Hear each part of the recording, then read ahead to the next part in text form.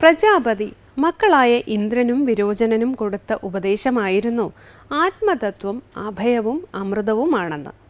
അത് അക്ഷിപുരുഷനാണെന്നും ഇന്നലെ നമ്മൾ മനസ്സിലാക്കിയിരുന്നു. അക്ഷിപുരുഷൻ എന്ന വാക്കിന് ശരീരം പുഷ്ടിപ്പെടുത്തണം എന്നാണ് വിരോചനൻ മനസ്സിലാക്കിയത്. ഇതേ വിചാരം തന്നെയായിരുന്നു ഇന്ദ്രനും.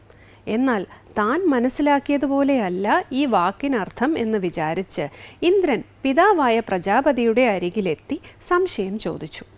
പ്രജാപതി ഇന്ദ്രനോട് 30 വർഷം ബ്രഹ്മചര്യം അനുഷ്ഠിക്കാൻ നിർദ്ദേശിച്ചു.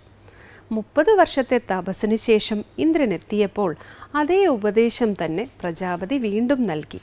അങ്ങനെ പല തവണകളായി 101 വർഷം ബ്രഹ്മചര്യം അനുഷ്ഠിച്ചതിന് ശേഷമാണ് ഇന്ദ്രന് തത്വജ്ഞാനം ഉണ്ടായത്. രണ്ടുപേർക്കും ഒരേ ഉപദേശമാണ് ലഭിച്ചതെങ്കിലും രണ്ടുപേരും മനസ്സിലാക്കിയത് വ്യത്യസ്തമായാണ്. ചുരുക്കത്തിൽ മനഃശുദ്ധിയും ശ്രദ്ധയും ഉള്ളവൻ മാത്രമേ ഉപദേശത്തിൻ്റെ ശരിയായ താല്പര്യം ഗ്രഹിക്കുന്നുള്ളൂ. ഇന്ദ്രന് ശ്രദ്ധയുണ്ടായിരുന്നുവെങ്കിലും അത് പൂർണ്ണമായിരുന്നില്ല. അതുകൊണ്ടാണ് 4 തവണ ഗുരുസന്നിധിയിൽ താമസിച്ച് ഉപദേശം സ്വീകരിക്കേണ്ടി വന്നത്.